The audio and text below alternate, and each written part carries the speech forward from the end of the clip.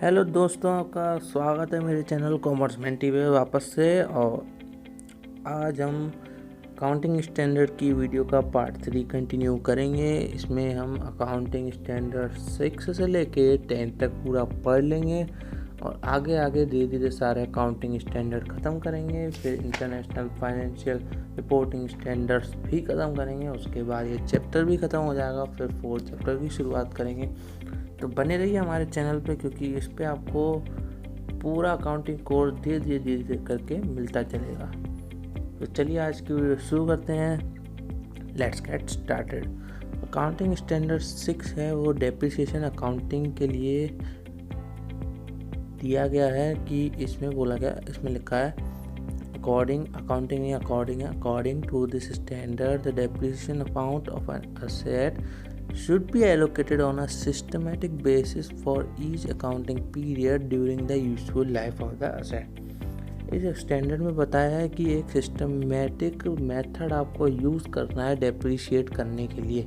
Depreciation क्या होता है? किसी असेट की वैल्यू को कम करना, और उस असेट की वैल्यू को कम करने के लिए जो आप मेथड यूज़ कर रहे हैं वो आपका फिक्स रहना चाहिए साल पर साल, ताकि आपका प्रॉफिट भी कंपेरेबल रहे।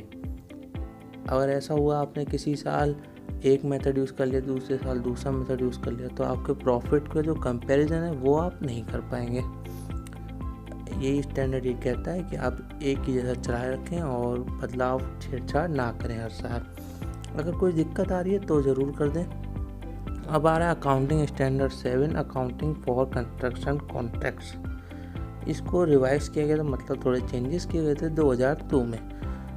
तो इस स्टैंडर्ड के मुताबिक या तो परसेंटेज ऑफ कंप्लीशन मेथड एक आता है कि कॉन्ट्रैक्ट जितना हो गया है उतने की कॉस्ट चढ़ा दो, और कंप्लीटेड कॉन्ट्रैक्ट मेथड मतलब पूरा जो कॉन्ट्रैक्ट है उसकी कॉस्ट चढ़ा दो, may be use for the purpose of accounting.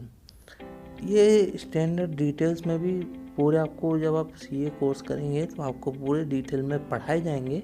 अभी आप 11th क्लास में हैं तो आपको इतनी ज़रूरत है नहीं इनको जानने की, इनके बारे में बस आप इनकी हेड जान लीजिए। और ये चैप्टर तो हमें कराया भी नहीं जाता। अकाउंटिंग स्टैंडर्ड 8 जो है वो कहता है accounting for research and development. इसको AS 26 के अंदर इंक्लूड कर लिया गया है, यहाँ से हटा के, पर आप इसको भी जान लीजिए क्योंकि आपके लिए इम्पोर्टेंट है। तो according to this standard the amount of research and development cost should be charge as an expense of period in which they are actually incurred. तो इस स्टैंडर्ड के हिसाब से रिसर्च एंड डेवलपमेंट कॉस्ट जो है, उसका जो अमाउंट है, should be charge as an expense of period, उस पीरियड के एक्सपेंस के तौर पे जिस पीरियड में वो एक्चुअली इंकर हुए, मतलब खर्चा उस साल में इंकर आपके लिए बना है। ठीक है। तो अगला स्टैंडर्ड आ रहा है अकाउंटिंग स्टैंडर्ड 9, जिसमें रेवेन्यू रिकॉग्निशन को फोकस किया गया है। इस स्टैंडर्ड में आप डील करते हैं कि जिस बेसिस पे आप जिस बेसिस पे आप रेवेन्यू को रिकॉग्नाइज कर रहे हैं, उस बेसिस को बस आप बनाए रखें। ठीक है। ये उस बेसिस के साथ आप एक्रूअल बेसिस के साथ रेवेन्यू रिकॉग्नाइज करते हैं। आपको मैंने पहले ही बताया था कौन से 2 तरीके के बेसिस होते हैं, कैश और एक्रूअल। इसके बारे में डिटेल वीडियो जानना है तो आपको थोड़ा नीचे आपको वीडियो मिल जाएगी, थोड़े दिन पहले ही हमने अपलोड कर दी थी। तो ये स्टैंडर्ड डील करता है deals with the basis required for recognition of revenue items in the statement of P&L of an enterprise। जो स्टेटमेंट ऑफ P&L के लिए आपने बेसिस जो यूज़ किया है उसके साथ ये स्टैंडर्ड डील करता है। वो कैसे करता है वो आप बाद में डिटेल में ज़रूर जानेंगे। It lays down the condition of recognition revenue that arise from, simple है। इसका मतलब है कि जो भी P&L में जो एंट्री हुई है उसमें तो वो तो वही एंटरप्राइज के किसी ट्रांजैक्शन से हुआ होगा, तो बस यही दिया है। इसकी एक्चुअल लिख के देखूँ ज़रा मैच कर रहा है कि नहीं। तो ठीक है, ये एकदम परफेक्ट है डेफिनेशन। उसने ये बताया है कि जो P&L में जो रेवेन्यू जनरेट हुआ है उसको वो आप किसी ट्रांजैक्शन से तो जनरेट हुआ हो, तो वही बस इसने बताया।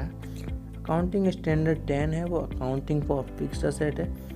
इस स्टैंडर्ड के according to this standard the cost of fixed asset should comprise of purchase price.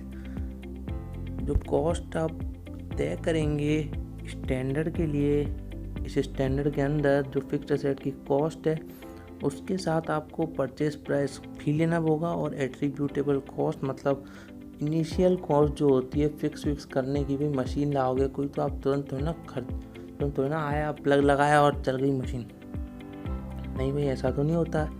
आपको पहले उसको फिक्स कराना पड़ेगा, स्टेशन बनाना पड़ेगा उसके लिए, फिर उसको सेट कराना पड़ेगा, केबल्स लगेंगी, इलेक्ट्रिक सिस्टम करेगा, तो वो जो उस पर खर्चा आएगा वो भी आप उसी में इंक्लूड करेंगे। तो ये स्टैंडर्ड इस चीज़ के बारे में कहता है, इंटेंडेड यूज़ मतलब शुरुआत का use. Fixed asset should be eliminated from the मतलब उसको निकाला जाएगा फाइनेंशियल स्टेटमेंट में जब वो प्रॉफिट देने लायक नहीं होगी। तो thank you for watching. Accounting standard 10 तक आपको कंप्लीट करके दे दिया है। आगे के पार्ट्स में 5-5 स्टैंडर्ड करके वीडियोस आती जाएंगी और आप देखते चलिए, अपनी अंडरस्टैंडिंग को भी बढ़ाते रहिए और रटिए मत, समझिए। ठीक है, हमारे साथ आगे बने रहिए। Thank you for watching, bye bye.